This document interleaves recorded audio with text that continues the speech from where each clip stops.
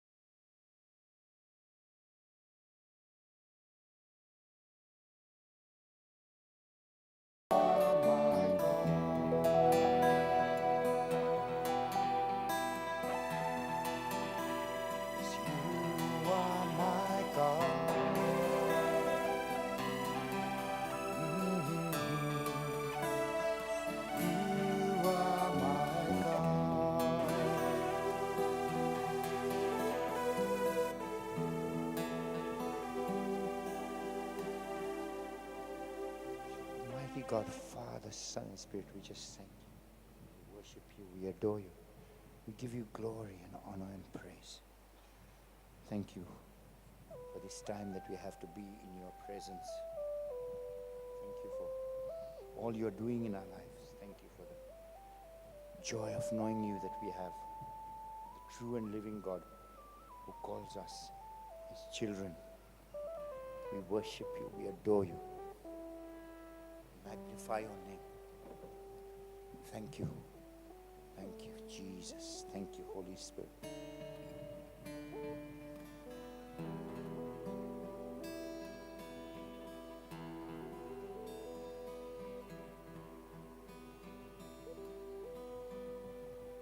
Thank you that you are a God who heals.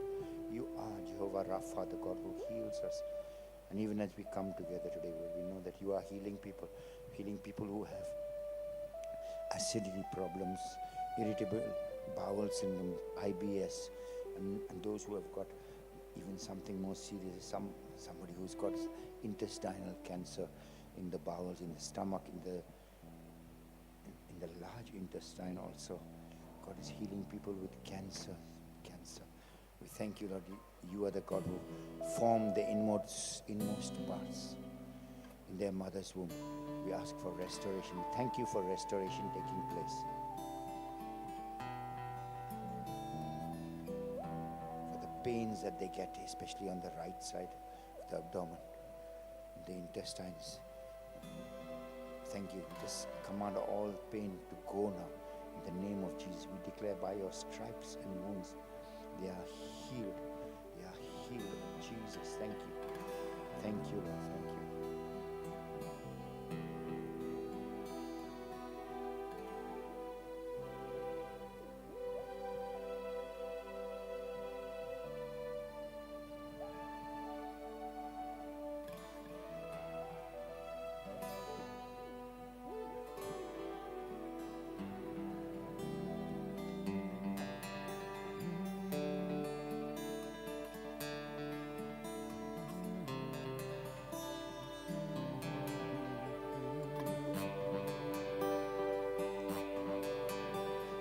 There is a river whose streams make glad the city of our God. Oh, there is a river whose streams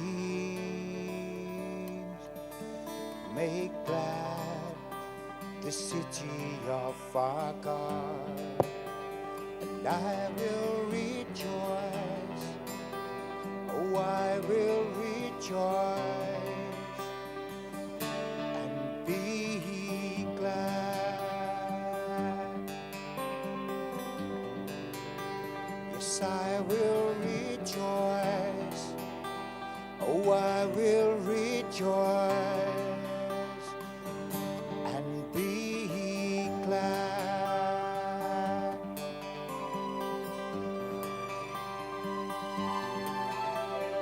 There is a fountain full of grace and flows from Emmanuel's veins. There is a fountain full of grace and it flows from Emmanuel's veins. Came and saved me, came and forgave me, came and washed my sin away. So I will rejoice, I will rejoice and be glad.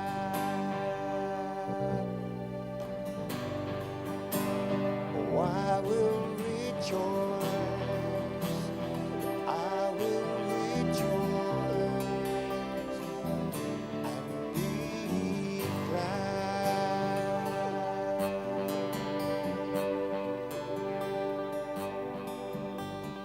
There fountain full of grace, and it flows from Emmanuel's veins.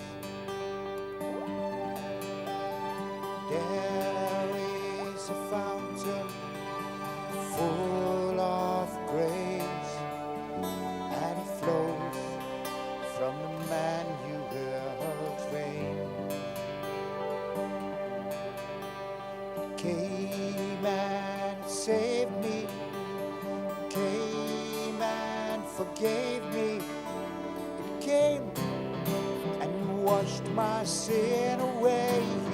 Oh, I will rejoice, yes, I will rejoice and be glad.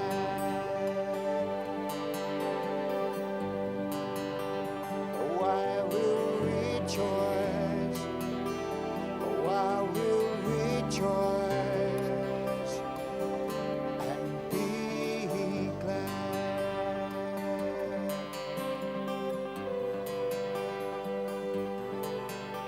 'Cause there is a fountain full of grace, and it flows from Emmanuel's veins.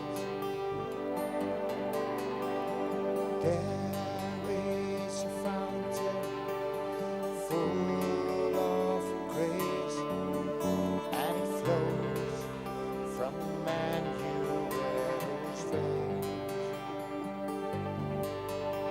It came and refreshed me, came and it healed me.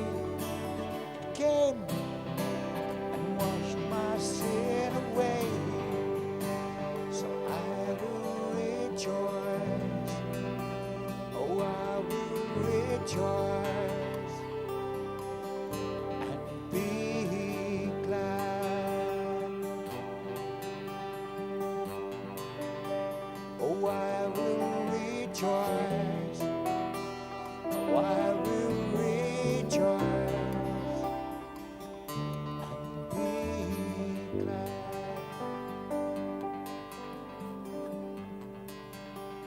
Oh, I will rejoice, I will rejoice and be glad. Oh, I will rejoice, I will rejoice and be glad.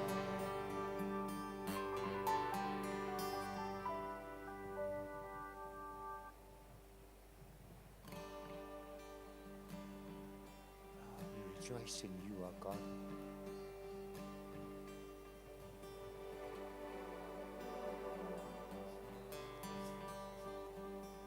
Jesus.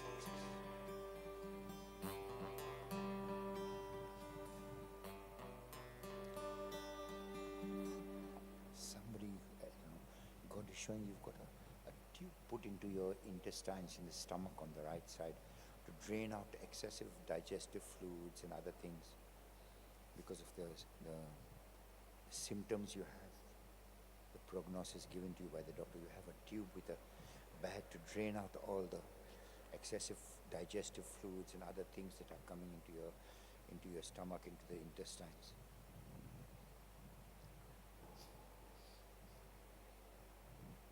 Jesus, we just lift up that person to you, Lord. Because you are showing me this thing.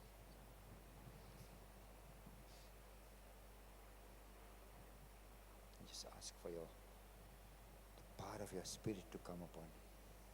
That whatever the symptoms of those things are. The excessive digestive fluids that your body is just producing, and it's causing ulcers in your intestines. That's what the problem is. And they have put that back to drain away the excessive digestive fluids. But we speak for healing. Let the body and the production of those things, the glands that are producing, everything come under normal, come under control. come under control so that there's no more need for that bag, no more need for that, there's no more ulcers forming in the intestine because the digestive fluids are eating up the lining of the intestines. But we speak healing by your stripes and wounds. In the name of Jesus, we speak healing. We command the glands, the digestive glands to cease, to begin to produce only the necessary amounts of digestive fluid. No excessive fluids anymore. No pains, no acute pains, no feeling of puffiness and gas and pain in the stomach. We command all these things to stop now in the name of Jesus. In the name of Jesus. In the name of Jesus.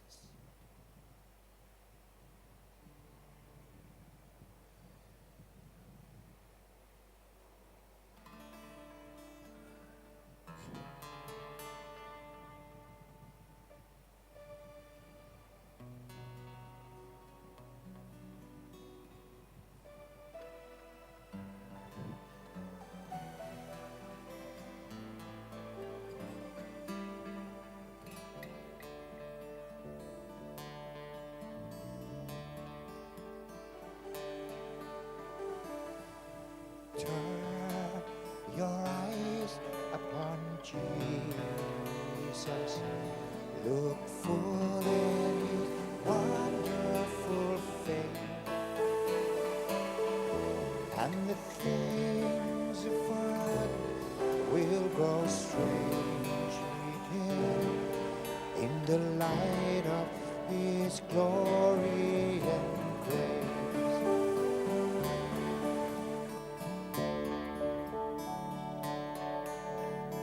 Turn your eyes upon Jesus. Look full in His wonderful face, and the things of earth will grow strangely dim in the light of His glory and grace. Oh, soul, are you weary and troubled? No light in the darkness you see. There's light for all. Look at the Savior, and life more abundant and free. Oh, turn your eyes upon Jesus. Look full in His wonderful face, and the things of earth will grow strangely dim in the light of His glory and grace. His word shall not fail you, He promised. Believe Him and all will be well. Then go to a world that is dying, His perfect salvation to tell. And turn your eyes to the hillside, where justice and mercy embrace. There the Son of God gave His life for us, and our measureless debt was erased. Jesus, to you we lift our eyes. Jesus, our glory and our prize. We adore you, behold you, a Savior ever true. Oh, Jesus, we turn our eyes to you. Turn your eyes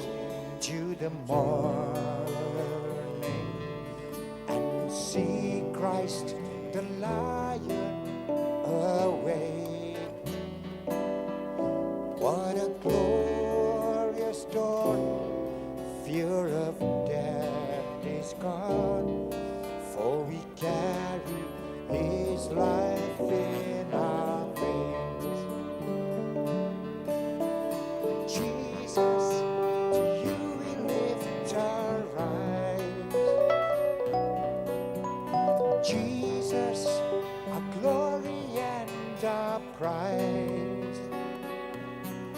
We adore you, behold you, our Savior ever true.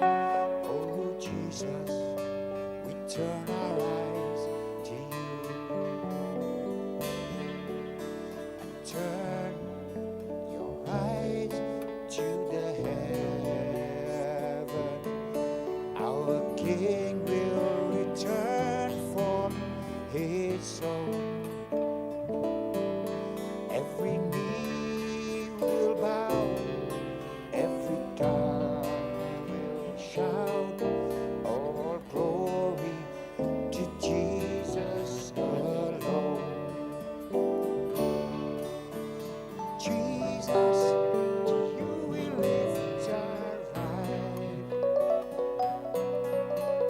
Jesus, our glory and our prize. We adore you, behold you, our Savior ever true. Oh Jesus, we turn our eyes to you. So turn your eyes upon Jesus. Look full in his wonderful face, and the things of earth will grow strangely dim in the light of his glory and grace.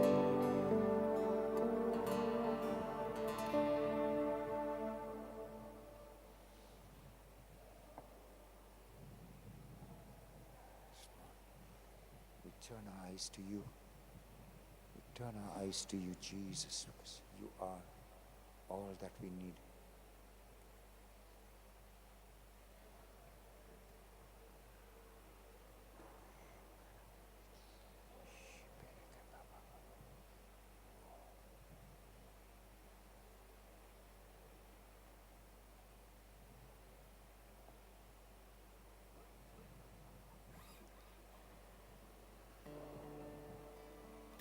People who have neuropathy, nerve problems, you have, when you wake up in the morning and even through the day, maybe some of you for 7, 8 years, you have numbness in your toes, you can't feel your toes.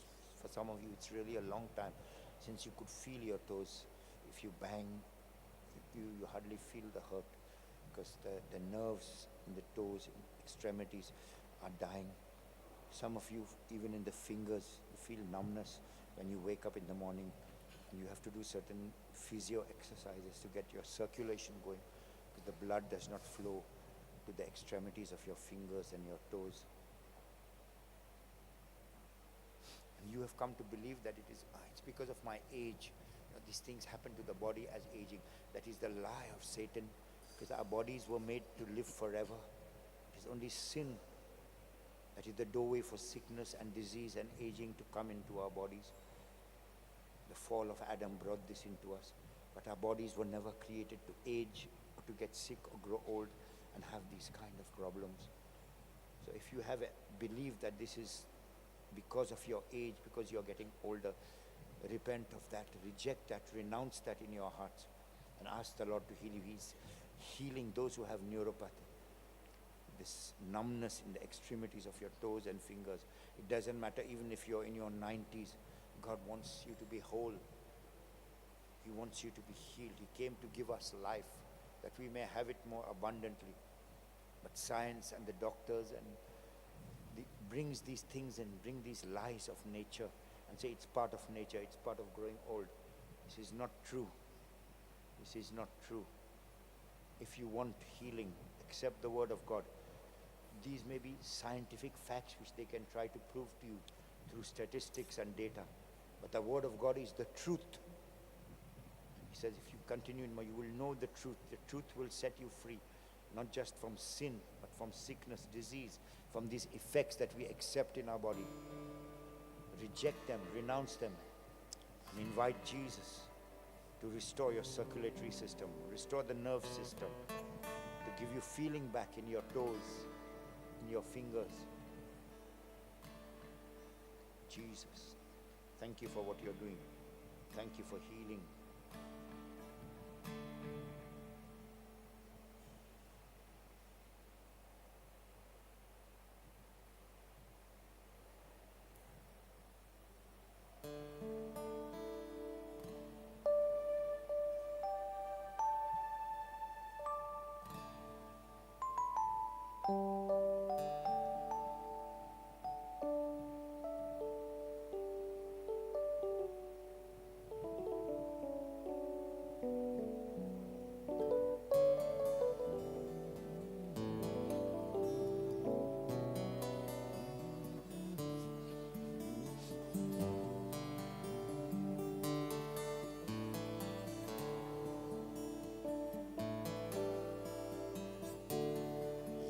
My strength when I am weak, you are the treasure that I seek.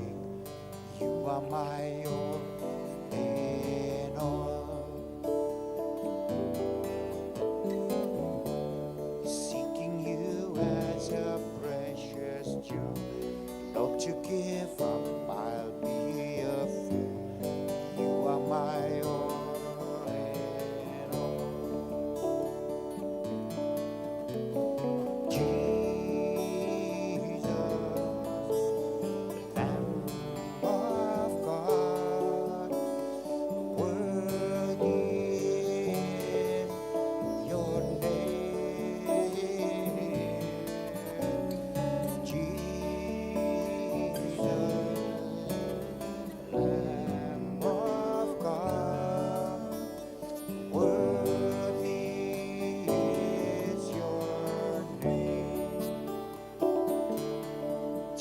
My sin, my cross, my shame, rising again, I'll bless your name. You are my all in all. When I fall down, you pick me up. When I am dry, you fill my cup. You are my all in all.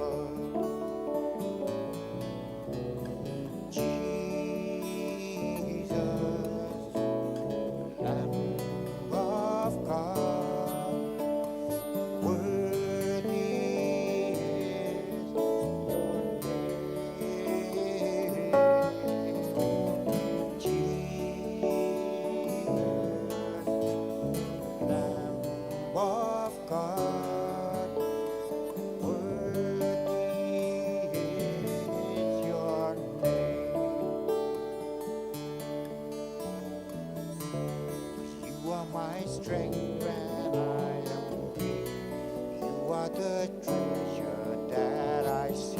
You are my all in all. Seeking you as a precious jewel, Lord, to give up, I'll be a fool. You are my all in all.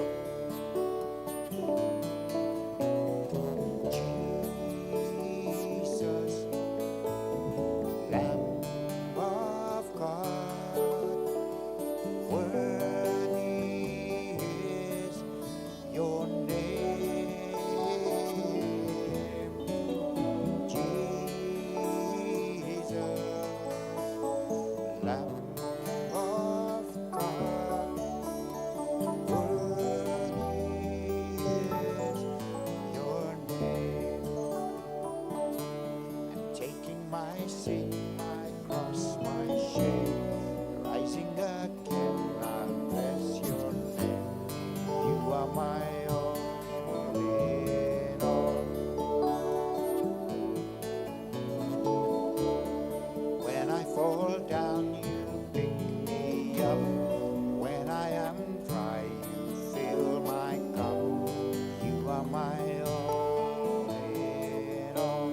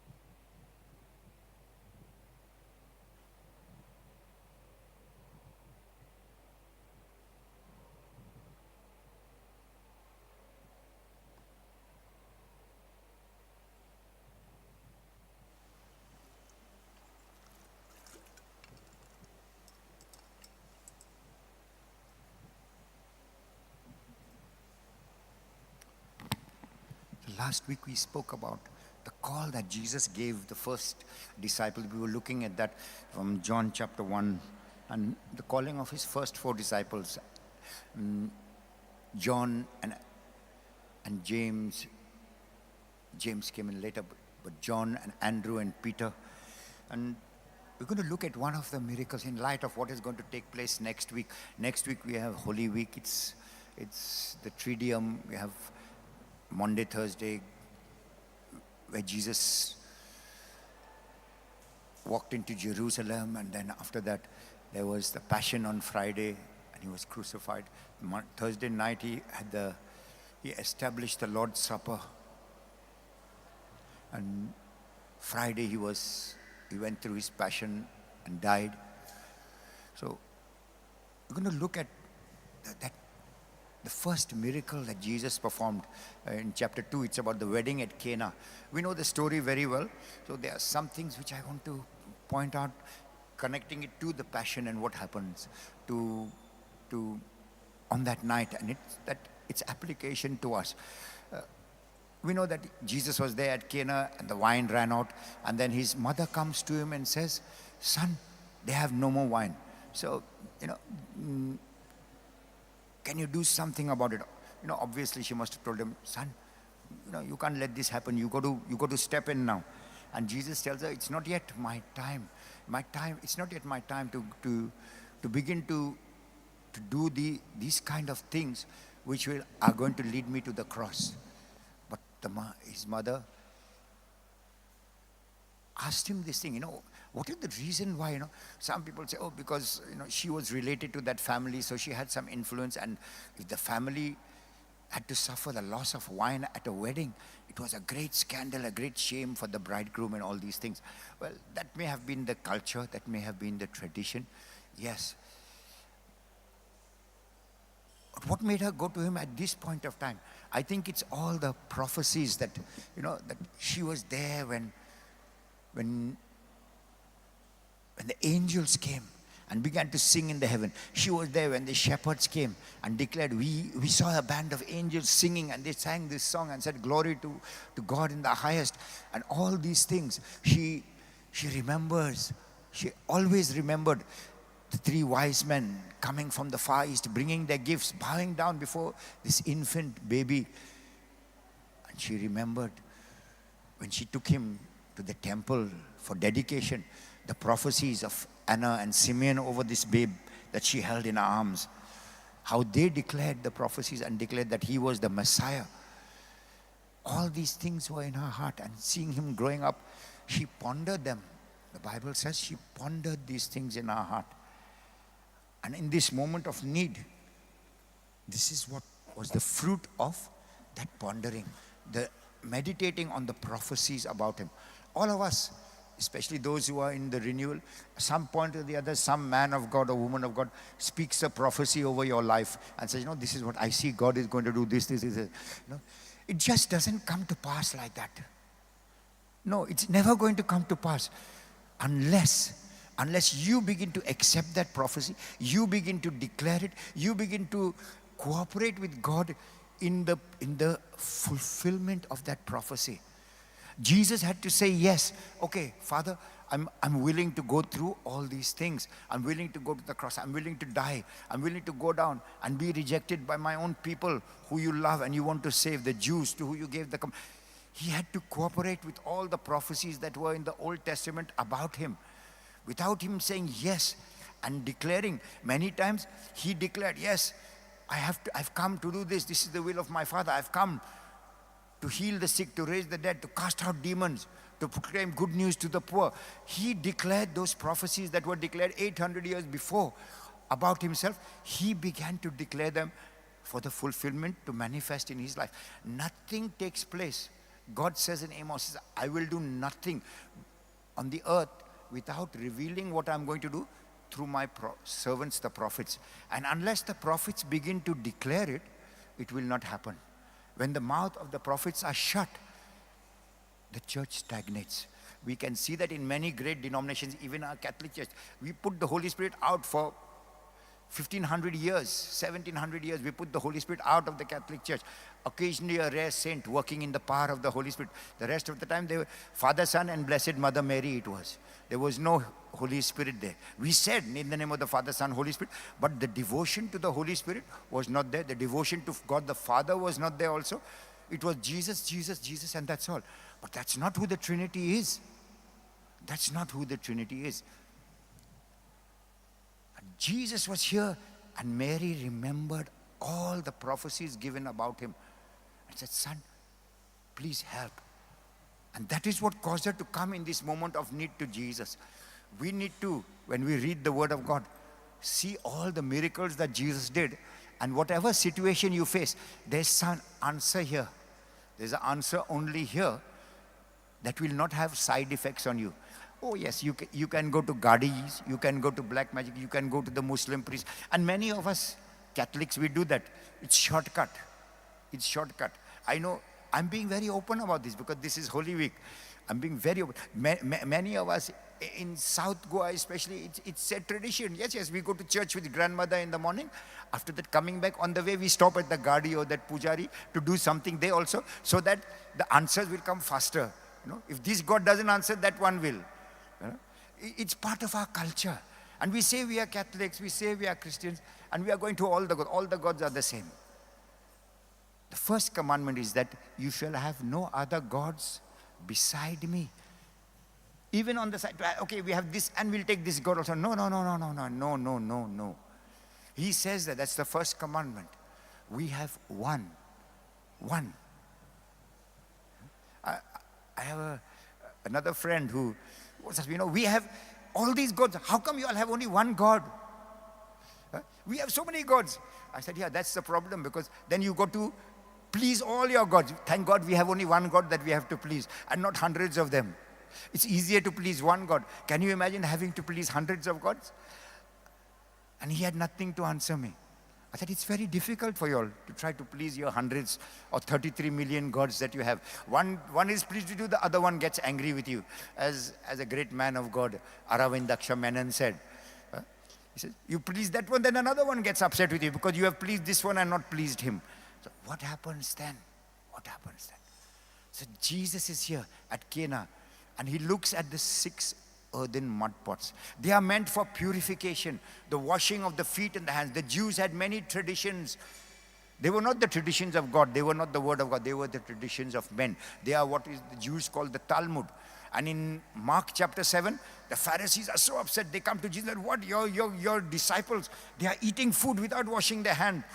The Talmud says, the tradition of our fathers says you have to wash your hands before eating. It's hygienic. They were in the fields eating grain without washing their hands. So what is there? And Jesus tells them, you negate the word of God and the law of God for the sake of your traditions. And those jars were meant for ceremonial washing, washing your hands, washing your feet. External ceremonies do not cleanse us. It is the blood of Jesus that cleanses us internally and makes us a new creation when we repent of our sins, when we are truly decided this way that I am living is not the correct way. It is offensive to God. But forget about God, what I'm doing, he may not like it, but it doesn't really affect him. But everything I do does affect my brothers and sisters in the world. Take for example, I'm the one who drinks a lot of cold drinks and plus, so I'm using Pepsi bottles, Coca-Cola bottles, and I keep collecting them. And in a week, with my whole family, there are 10, 15 bottles. And every week, once a week, I go out at the back in my yard, and I begin to burn those plastics up. They're releasing so much of poison into the air, and all my neighbors get the lovely smell of the plastic burning. It affects them. It's bad. My sin is affecting them. Everything I do that's sinful in this world affects my brothers. And that's why God hates it. He doesn't hate it because he doesn't like it and it's again. He hates sin because sin has effects upon my body, my mind, my emotions, and of those around me. And sometimes traditions are brought in just to control people because we want power, we want authority. And these were what the the Jews instituted. You wash your hands like this, in this way. Your dishes should be washed like this, that way, and kept like this. Otherwise they are unclean. And you cannot come in the temple. You cannot offer sacrifices to God. Your prayers will not be heard by God. Man-made traditions, man-made rules and regulations to control people. And there were 6 of them. 6, when you study biblically what the number 6 represents, it is the number of man. It is the number of imperfection. In these days, many people are doing studies on the end time, so they find the number of the Antichrist is 666. What does it mean? It means infinitely lacking, infinitely falling short, infinitely not being able to live up to the mark, being infinitely sinful. 6 is the number of man. We fall short of grace. That's the definition of sin. All have sinned and fallen short of the glory of God. So it's not by chance that there were 6 jars of water to be used for these purification rites, to purify actions that had no power to really purify you, just the empty rules of man, to make the people who enforce them feel powerful. But Jesus comes there and he says, I will use that. I will use their things. And it would have been a sacrilege to the Pharisees if they knew that he was using those jars with water and converted them into wine without first purifying the jars. The jars had to go through a ceremony to purify so it could hold wine to be drunk. But Jesus broke all the laws. Why? Because he was showing them the tradition is not. You need the power and the mercy and the grace of God to be able to be cleansed internally. That's what you need. And when God does that, then the water of your life get transformed into wine. To make water into wine, it's not humanly possible.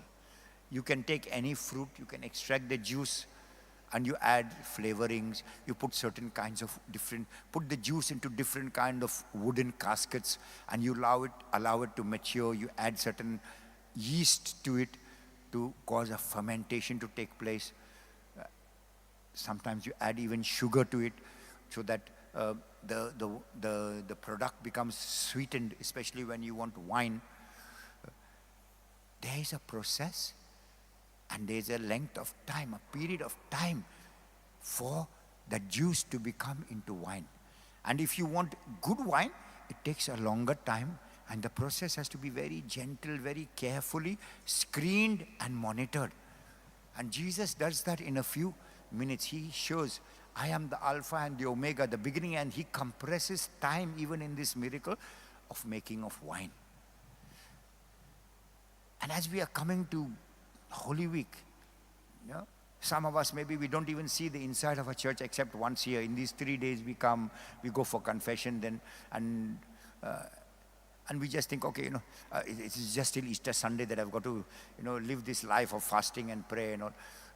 I remember there were friends who used to, whole of Lent, no smoking, no drinking, and then, okay, Holy Saturday has come.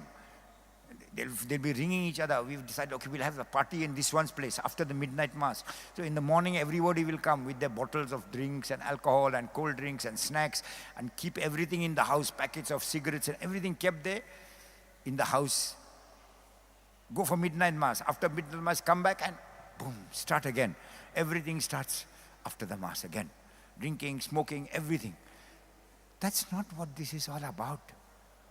It's not that we just fast and abstain for 40 days from drinks and certain foods. The fasting from sinful things is meant to be a lifestyle for us. That we begin to crucify the flesh. And we can't do this using water and other rituals which are powerless. Like the Pharisees had, the washing of the hands, did not purify the inside heart.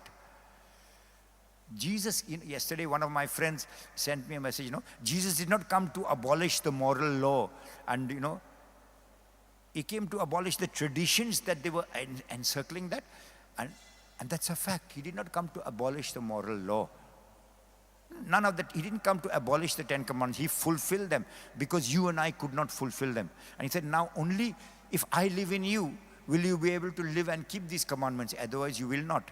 And, grace, God has a very funny way. When he gives you grace, he makes the task even more difficult than it was before. Before it was just, don't commit adultery with your neighbor's wife or somebody else.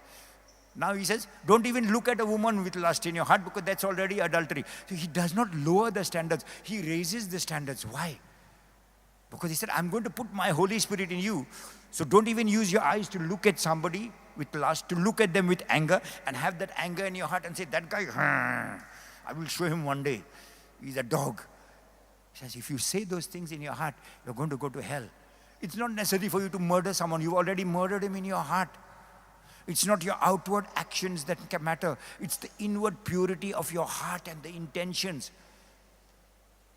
And Jesus was giving a very strong message to these people when he converted the water into wine. And that was why, before he even did that, Mary told the servant something. A word which we all neglect. We all love to say, we honor Mary, we say the rosary, we say 3 rosaries, we say 4 rosaries now. The sorrowful, the joyful, the glorious, and the luminous also. We say every day, we are so holy people. But we neglect that one line that she told us. Do what my son tells you. That we don't want to do. That we do want to do. We are doing the rituals like these Pharisees. Washing our hands, washing our feet, saying so many things, throwing words in the air. But what about the inner man? What about the inner man? Let's look at ourselves as we are coming to the Holy Week and look without bias, without fear. God doesn't care what state you come to him in, as long as you come to him honestly. He's not afraid of your anger, your hatred, your bitterness, your jealousy, your lust, your pride. He's seen it all. He doesn't care what kind of a state you come to him in. He loves you too much to leave you in that state. He said, you can come as you are, I will take you. But I will not leave you like this. I will change you. I will clean you up. Have you seen mother dog when its babies are born? The babies are full of blood and that placenta and all these things. What does the mother do?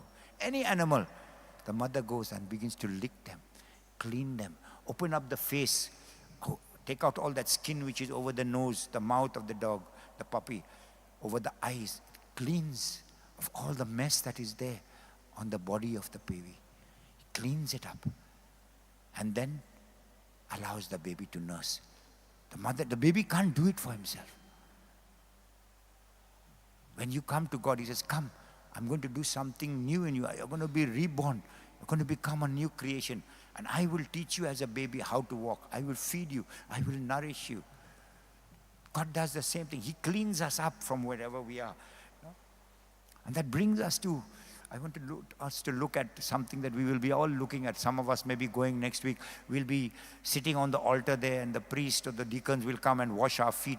And we are called to take the place of the 12 apostles at the Last Supper. And we know that Jesus, when he was conducting the Last Supper, when he was at that table, then he rose up from there and he went and he took off his outer garments. It signified he took off his glory that he had in heaven and he put a towel around his feet and he took a basin and he was washing the feet of this job was not given to Jewish servants also. It would be given to a servant who is non-Jewish. One Jew would never ask another Jew to wash his feet. It was unthinkable. And that the master, their master, who they knew was the Messiah, was coming down to that level to do something that they would not ask a Jewish servant to do, was shocking to them. That is why Peter said, no, you will never wash my feet. No, not you. You will never wash my feet. You are my master. I have just said, you said someone's going to betray you. I told you I will die with you and I will never betray you. And you are going to wash my feet? No. But Jesus said, unless I wash you, you have no part in me. So looking back to that ceremonial washing whatever rituals we may partake in the washing of ourselves and feel good about it, it's not about us feeling good about what we are doing. It is God who has to accept what you are doing. And He will only accept what comes from a contrite and broken heart. That's what Psalm 51 says. A contrite and broken heart, oh God, you will not reject, you will not spurn, you will not send it away. You will accept that offering. And here was Jesus at the Last Supper. He was sitting there, and all of them, and He tells them in Luke He tells them, I've been so longing to eat this supper with you. I've been longing and waiting to come and eat this supper with you. He was looking forward to it because He knew the consequences of what He was doing. And while He's there, He does something very amazing. All the disciples are there, and then He tells them, one of you are going to betray me, He says. One of you are going to betray me. Now, when we read the Gospels, it's, in all the 3 synoptic Gospels, whenever the name of Judas Iscariot is mentioned, they put that thing, Judas Iscariot who betrayed Him. Judas Iscariot who betrayed Him. And right from our earliest of times, we have learned that Judas was the one who betrayed Jesus. Do you think the apostles really knew that Judas was going to betray Jesus? If every time they were, okay, now Jesus is sending us out 2 by 2 to go and heal the sick and raise the dead, and Judas is disappeared from there, and he's not around with them to lay hands on the sick, to cast out the demons, they would have felt something. Every time we are going on ministry mission to do signs and wonders, this guy is missing, man. Something is up with this guy. They would have had some suspicion about Judas. When Jesus said this, hey, it must be this guy, man, because every time when the Lord has been telling us, go raise the dead, this guy has disappeared somewhere. He's saying, I've got potty call. Something has happened. He's gone off. I've got to see my relatives. He's gone for a home visit. This guy is always missing when we have to do the important thing that the Lord is telling us to do and training us to do. Healing the sick, casting out demons, cleansing the lepers. This guy is never around, man. Only time he's around is when the collection bag is going on. Then this guy is there very much. So, what was their thoughts? What were their feeling when Jesus said, one of you will betray me? Did they know? It's very clear from the scripture. No one had an idea of who it was. Nobody except Jesus knew. That's why all of them, if you read Luke, if you read Mark, Matthew, all of them are questioning and asking one another, who is it? Who is it? Who is it going to be? And they can't figure out who is the one who's going to betray Jesus. Because Judas was with them when they were prophesying. He was with them when they were healing the sick. He was with them when they were cleansing lepers. He was with them when they were casting out demons. He was also there raising the dead. He was doing all the things. He was also there taking bread and feeding. And as He broke the bread, it was growing again into a full loaf. And He was part of the 12 who went and fed 5,000 with the loaf in His hand, what was given to Him, and the fish. And He was there. And the miracles were taking place through His hands also. So maybe you're in a place of authority in the hierarchy of the church. Prayer group leader, leader of Mary, leader of the charismatic prayer group. Maybe you're more than that. Maybe you are a religious figure. And you think you're serving God and you're doing all these things. You have a ministry, healing the sick and raising the dead. But are you really serving Him or are you betraying Him? That's a question all of us. It doesn't matter.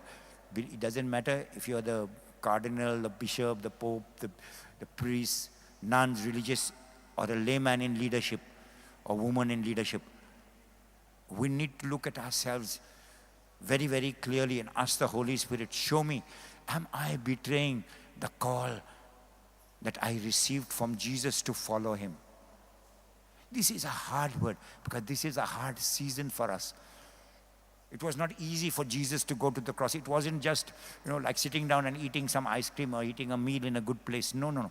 It was very painful. It was costly for the Son of God to die.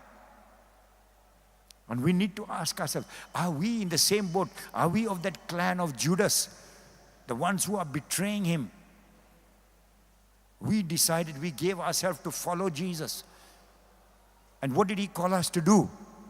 What did Jesus call you to do? Have a big ministry? Make a lot of money for the church? Build up buildings? Educational institutions? What did he call you to do? In my Bible, the words of Jesus are in red. And I don't know if you have a red letter edition of the Bible, but it will be in inverted commas. If you read Mark chapter 3, verse 13 onwards. Jesus called the 12 to him.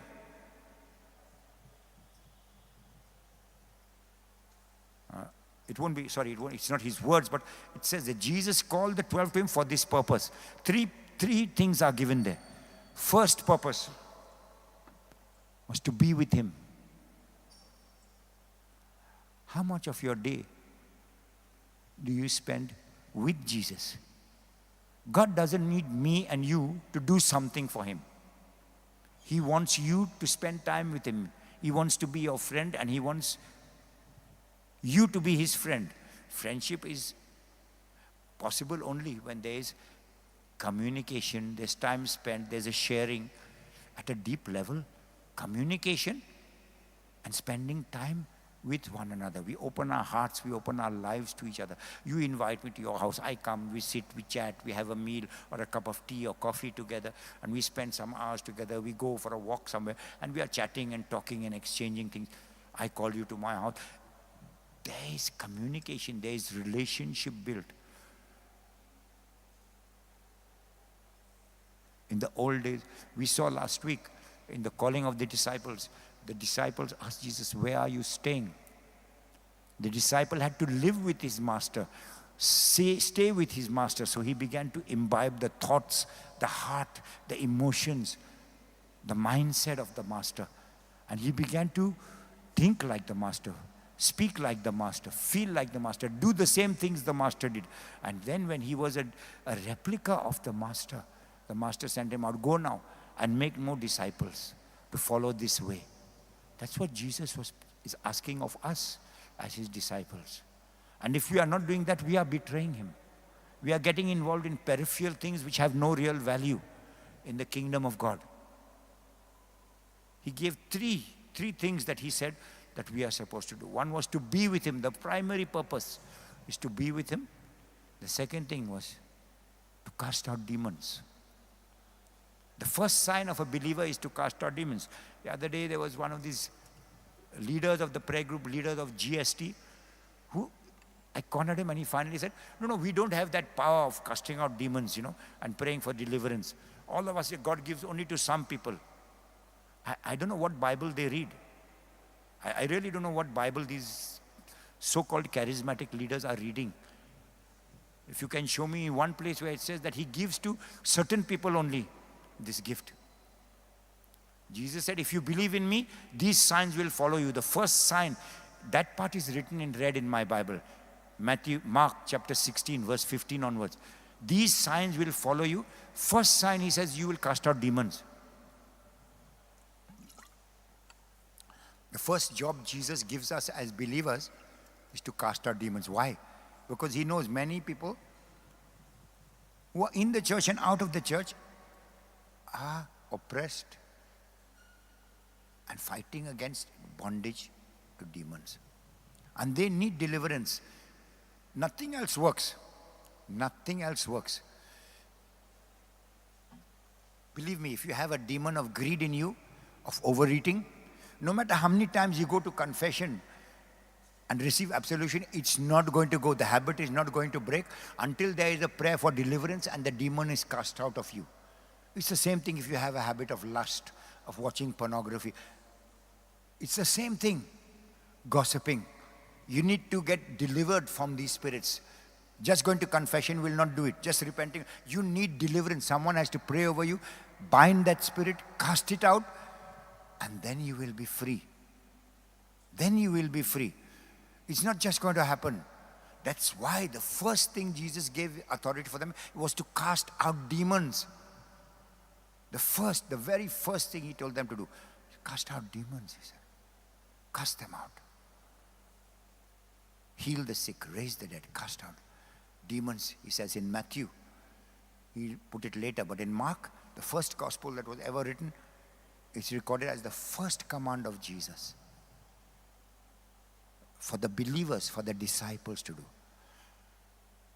As a disciple, your first job is to be with Jesus, then to cast out demons, and then to go out preaching the good news. After you've cast out the demons, then the person's heart is more open to receive the good news that Jesus is there to solve their problems, to bless them, to strengthen them, to heal them, to deliver, and bring them into eternal life.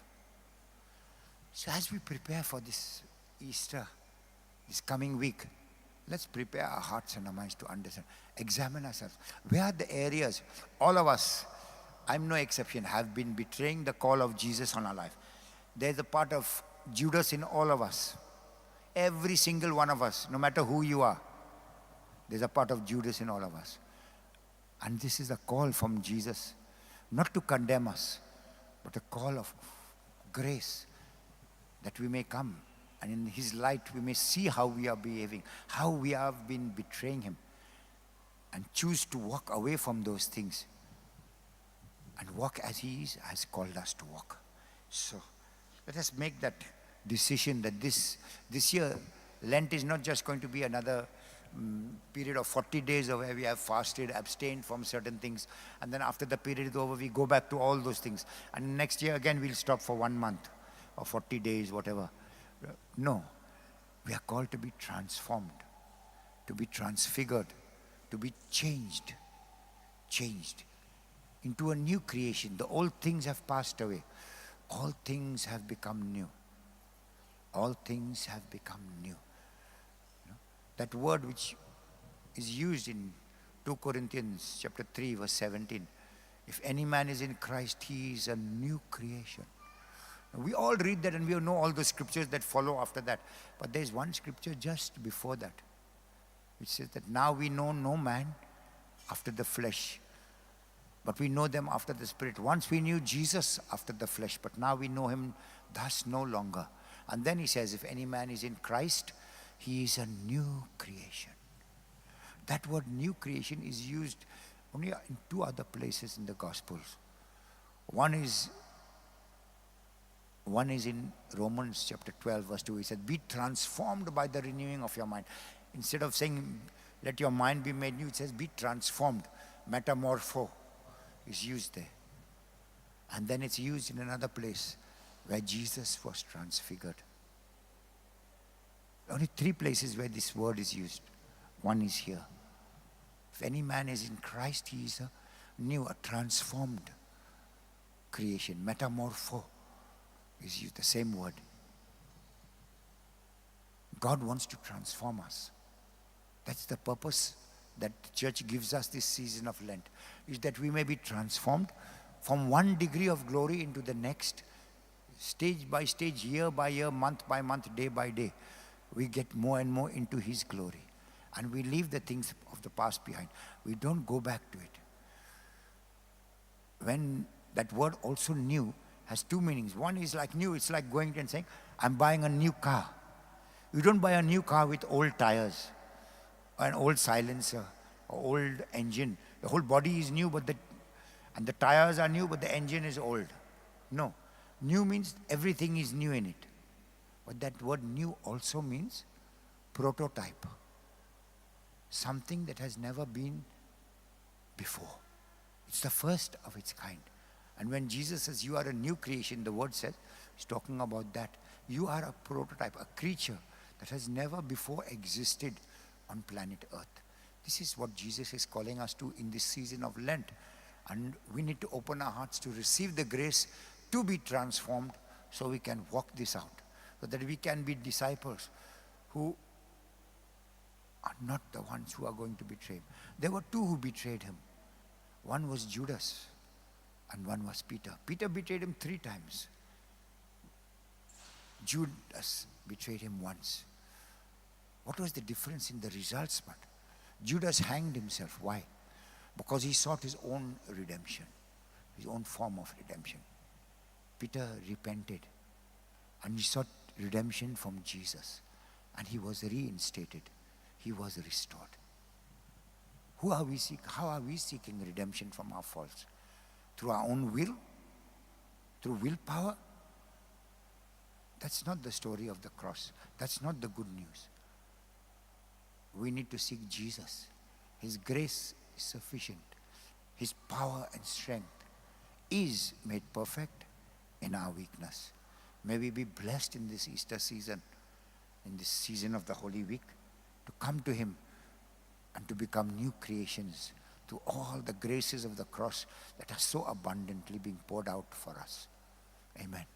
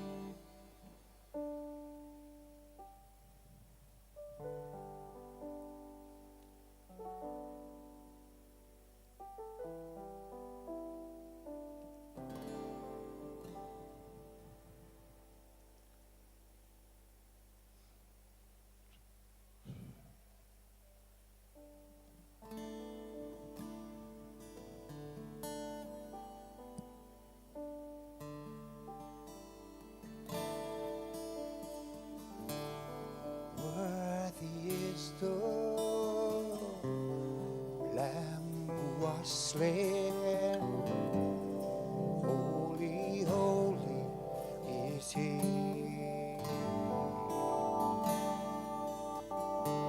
Sing a new song to him who sits on heaven's mercy seat.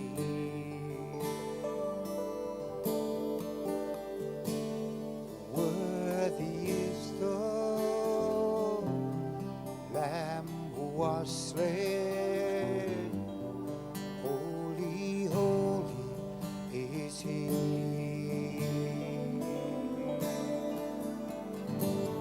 Sing a new song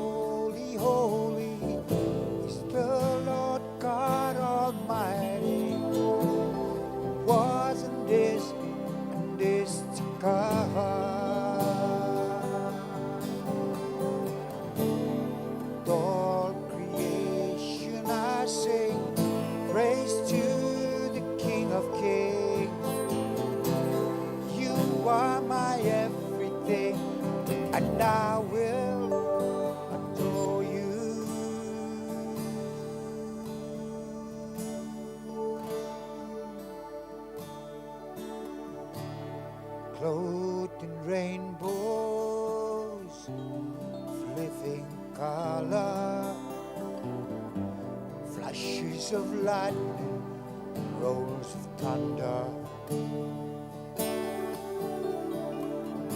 Blessing, honor, strength, and glory and power be to you, the only wise King. Holy, holy, holy is the Lord God Almighty, was and is to come. All creation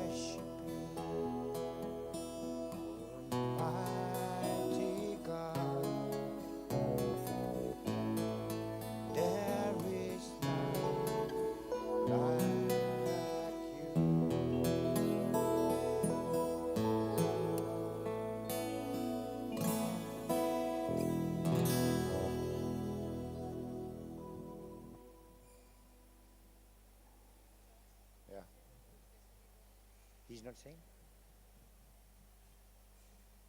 If he's not saying, I'll say. Shall I say?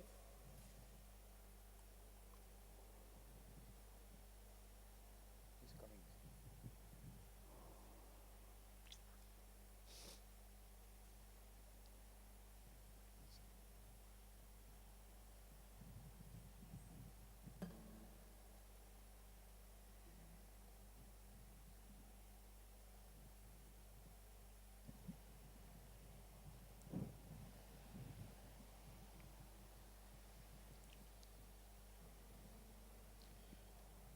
The divine praises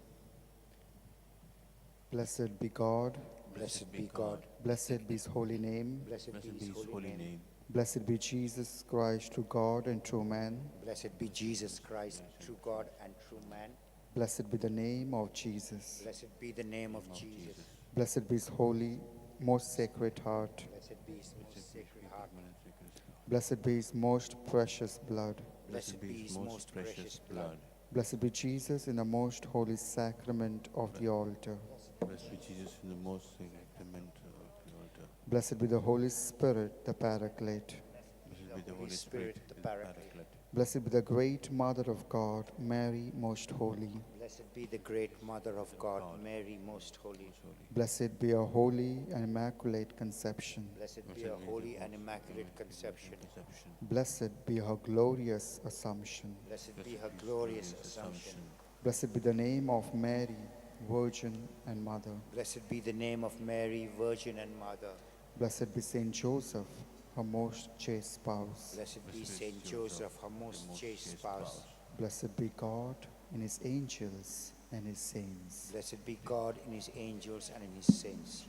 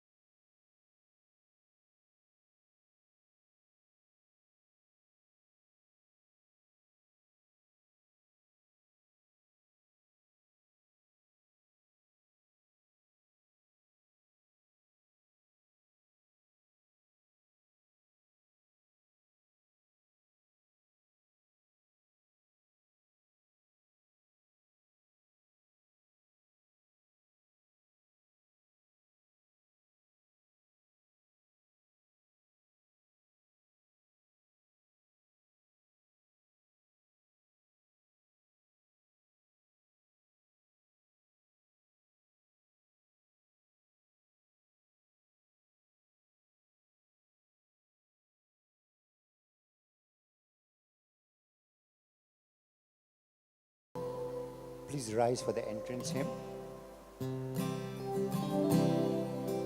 Just like a child who finds his father near, and he dies to feel his presence there.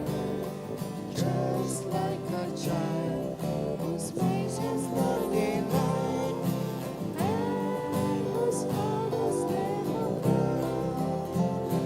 Here I come, oh Lord.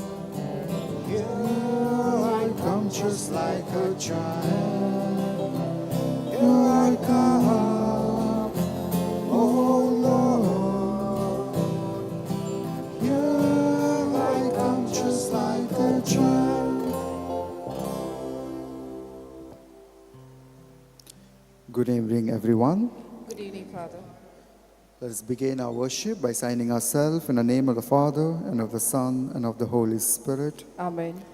The grace of our Lord Jesus Christ, the love of God, and the communion of the Holy Spirit be with you all. And with your spirit. Brothers and sisters, let us acknowledge our sins and so prepare ourselves to celebrate this sacred mystery. Let us all say together, I confess to Almighty God and to you, my brothers and sisters, that I have greatly sinned in my thoughts and my words, in what I have done and what I have failed to do. Through my fault, through my most grievous fault. Therefore I ask to Blessed Mary, the Virgin, all the angels and saints, and to you, my brothers and sisters, to pray for me, O Lord our God. May Almighty God have mercy on us and forgive us our sins and bring us to everlasting life. Amen. Lord, have mercy. Lord, have mercy. Christ, have mercy. Christ, have mercy. Lord, have mercy. Lord, have mercy. Let us pray. Pardon the offenses of your peoples, we pray, O Lord, and in your goodness set us free from the bonds of the sins we have committed in our weakness.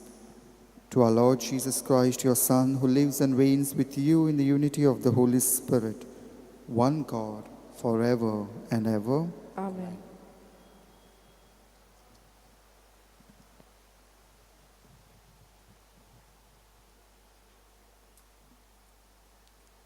A reading from the book of Jeremiah.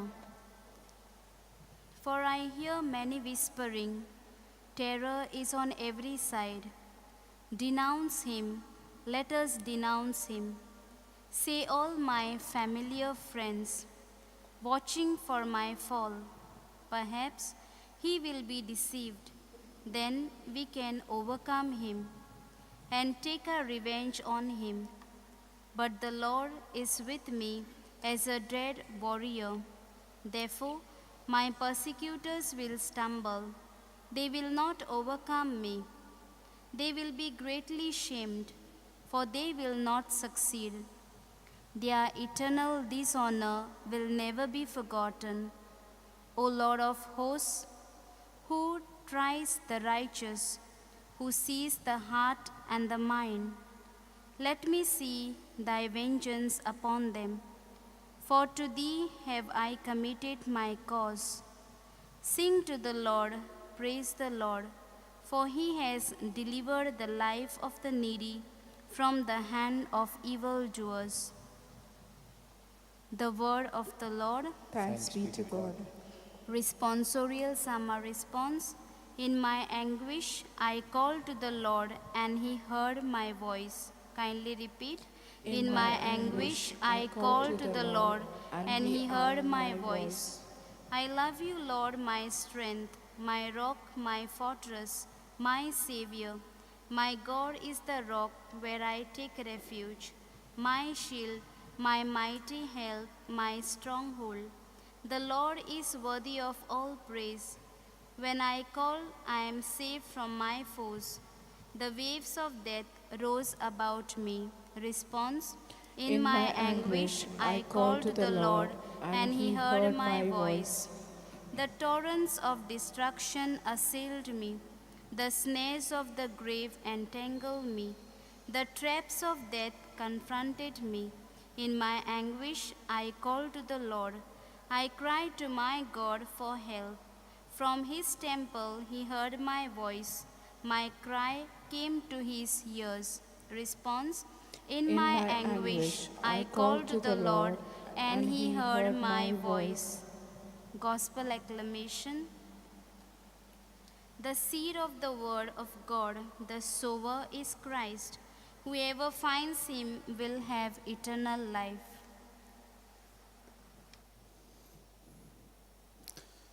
The Lord be with you. And with your spirit. A reading from the Holy Gospel according to St. John. Glory to you, O God. The Jews took up stones to stone him. Jesus answered them, I have shown you many good works from the Father. For which of these do you stone me? The Jews answered him, We stone you for no good work, but for blasphemy, because you, being a man, making yourself God. Jesus answered them, Is it not written in your law, I said you are gods? If he called them gods to whom the words of God came, do you say of him whom the Father consecrated and sent into the world, You are blaspheming, because I said, I am the Son of God? If I am not doing the works of my Father, then do not believe me. But if I do them, even though you do not believe me, believe the works, that you may know and understand that the Father is in me, and I in the Father. Again they tried to arrest him, but he escaped from their hands. He went away again across the Jordan to the place where John at first baptized, and there he remained. And many came to him, and they said, John did no sign, but everything that John said about this man was true. And many believed in him there. The Gospel of our Lord. Praise to you, Lord Jesus Christ. My friends, choosing love is a battle. Choosing love is a battle, especially if loving others, loving those people whom we find difficult. At the start of a Lenten journey, we all have made Lenten promises. If you remember, you all might have made a list of giving up things during the Lent. And so there was a person who was pestering her own co-workers in the office, asking this question, what are you giving up for Lent? She was asking this question to each co-worker. And the first person, the person A, says, I do not give up anything for Lent, but I try to be a kind person. I want to show my kindness to others. And sometimes I succeed, but sometimes I don't. And the person A says, I want to give up drinking. I want to give up alcohol. I want to give up liquor for 40 days and 40 nights. The person C says, I want to give up small talks, gossiping. Instead of gossiping, I like to involve others in a conversation, discussing about the weather, discussing about the good things of that person. And person D says, I want to give up chocolates and cake. Oh gosh, it is so difficult, but I want to give up chocolates and cake. Person E says, I want to give up sweets and treats. I want to reduce my weight, so I want to give up sweets and treats so that, I may become a better person, not for myself, but for God. And the last person says, I want to give up chocolates. But more importantly, I want to do something special for the person whom I don't love. I want to do something special for the person whom I hate.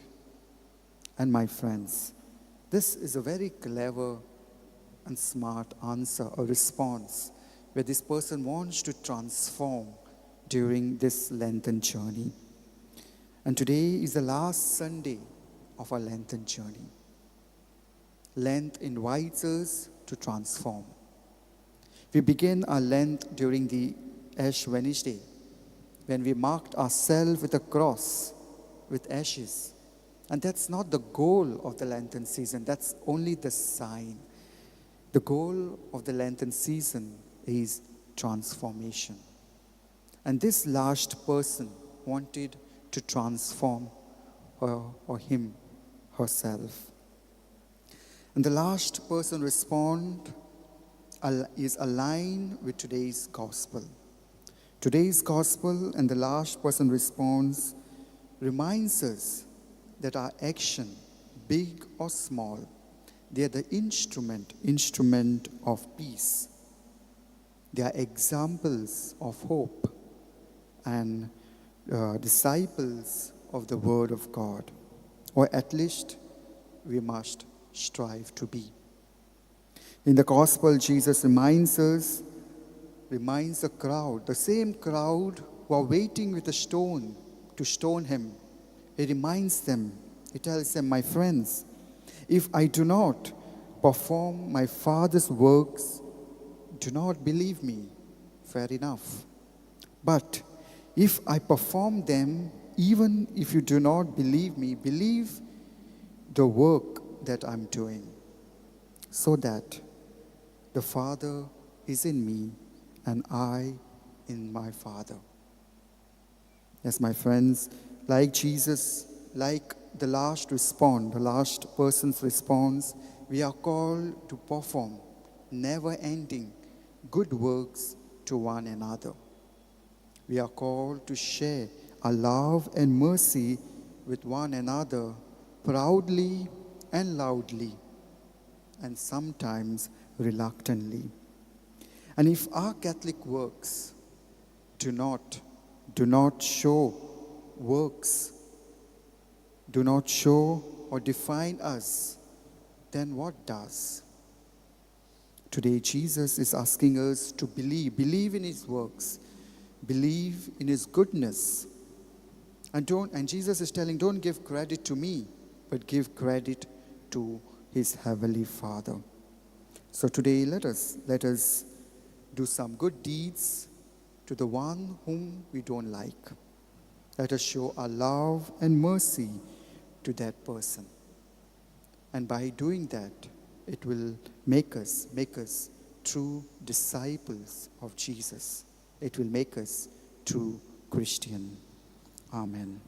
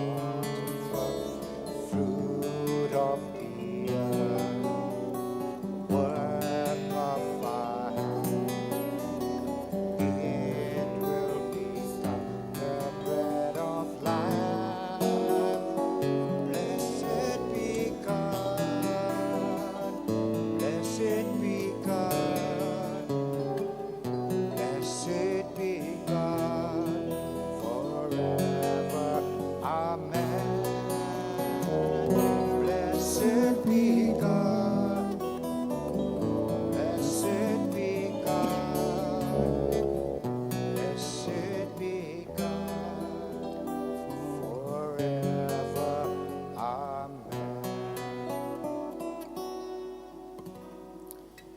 Pray, brethren, that my sacrifice and yours may be acceptable to God, the Almighty Father. May the Lord accept this sacrifice at your hands for the praise and the glory Use of of His name, for the good and good of all His holy church.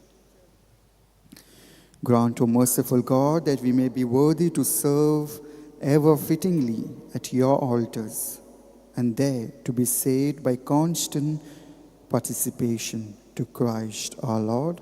Amen. The Lord be with you. And with your spirit, Lift up your hearts. we lift them up to the Lord. Let us give thanks to the Lord our God. It is right and just. It is truly right and just, a duty in our salvation, always and everywhere, to give you thanks, Lord, Holy Father, Almighty and eternal God. For you will that our self-denial should give you thanks, humble our sinful pride, contribute to the feeding of the poor, and so help us imitate you in your kindness. And so we glorify you with countless angels, as with one voice of praise we acclaim, Holy, holy, holy Lord, God of hosts, heaven and the earth are full of your glory. Hosanna in the highest. Blessed is he who comes in the name of the Lord. Hosanna in the highest. You are indeed holy, O Lord, the fount of all holiness. Make holy, therefore, these gifts, we pray, by sending down your Spirit upon them like a dewfall, so that they may become for us the body and blood of our Lord Jesus Christ. At the time he was betrayed, he entered willingly into his passion. He took bread and, giving thanks, broke it and gave it to his disciples, saying, "Take this, all of you, and eat of it, for this is my body, which will be given up for you."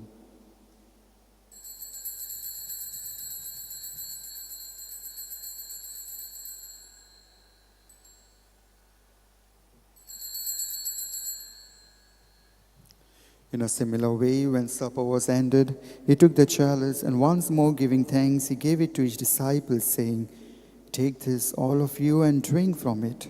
From this is my chalice of my blood, the blood of the new and eternal covenant, which will be poured out for you and for many, for the forgiveness of sins.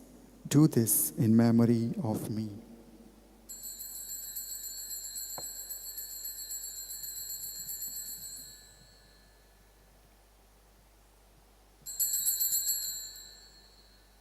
The mystery of faith. We We proclaim your death, O Lord, and profess your resurrection until you come again. Therefore, as we celebrate the memorial of his death and resurrection, we offer you, Lord, the bread of life and the chalice of salvation, giving thanks that you have held us worthy to be in your presence and minister to you. Humbly we pray that, partaking of the body and blood of Christ, we may be gathered into one by the Holy Spirit. Remember, Lord, your church spread throughout the world and bring her to the fullness of charity. Together with Francis, our Pope, Philip Neri, Cardinal Ferrand, our Bishop, and all the clergy.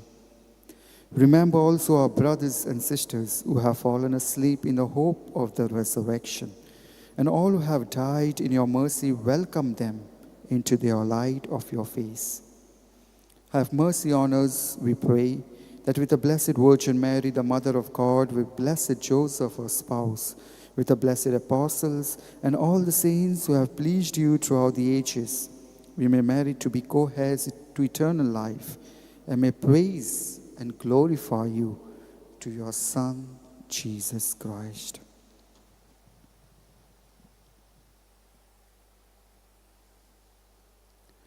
Through him, with him, and in him, O God, Almighty Father, in the unity of the Holy Spirit, all glory and honor is yours forever and ever. Amen.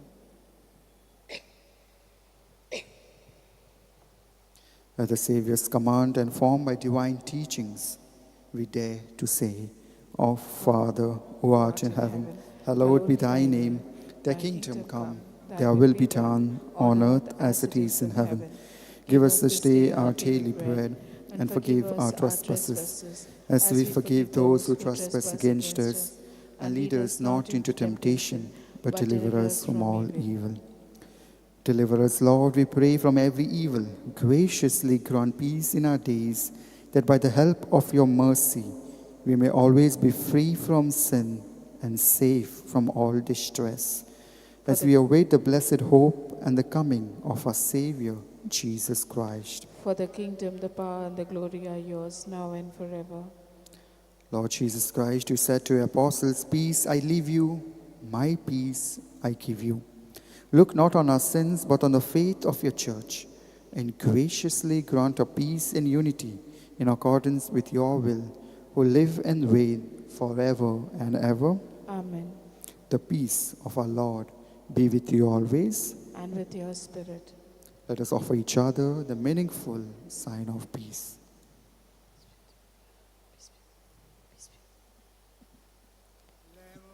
Lamb of God, you take away the sins of the world, have mercy on us. Lamb of God, you take away the sins of the world, have mercy on us. Lamb of God, you take away the sins of the world, grant us peace.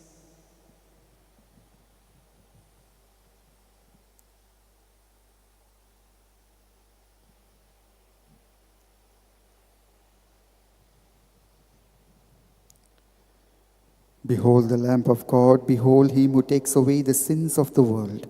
Blessed are those called to the supper of the Lamb. Lord, I am not worthy that you should enter under my roof, but only say a word, and my soul shall be healed.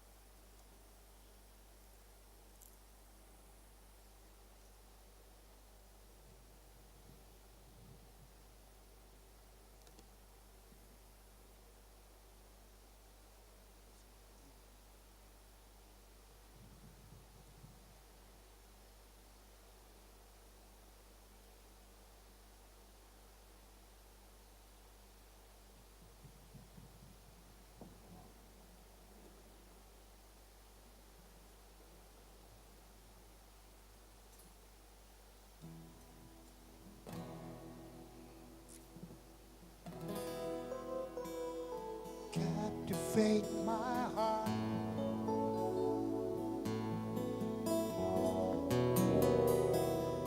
Make it all your own.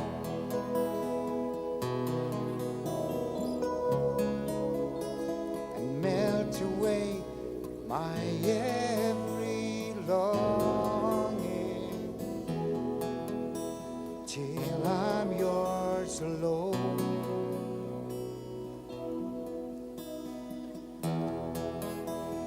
Breathe upon me, Lord. Make my spirit new.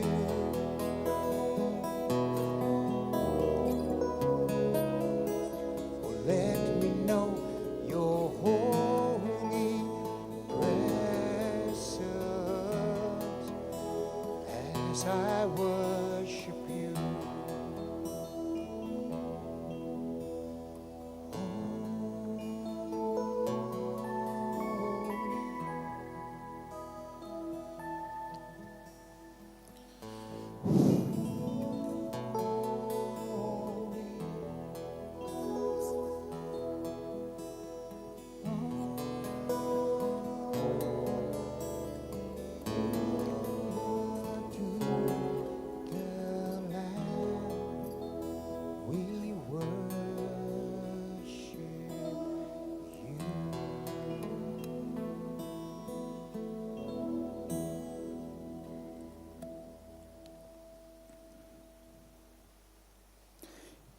Jesus bore our sins in his own body on the cross, so that dead to sin, we might live for righteousness.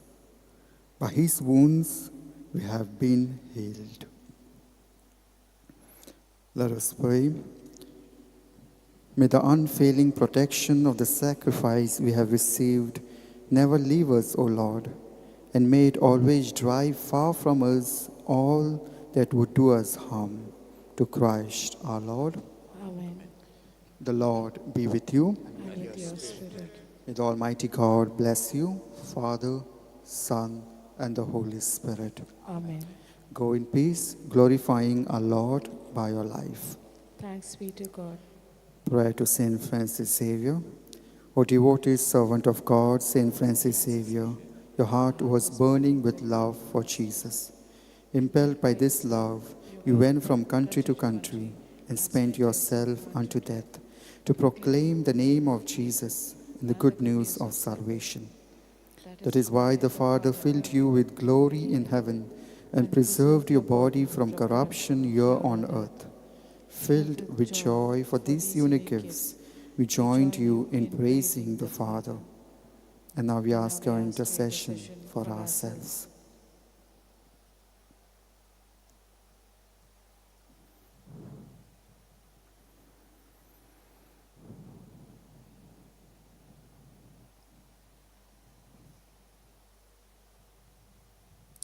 We ask you to obtain for us the fulfillment of these desires, if they are pleasing to the Father.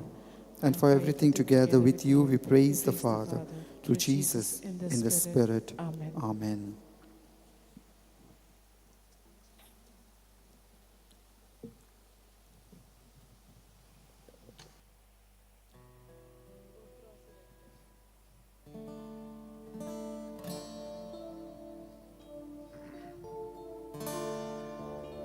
Cross erected above the world, cross of our Savior King. Cross erected above the world, cross of my Savior.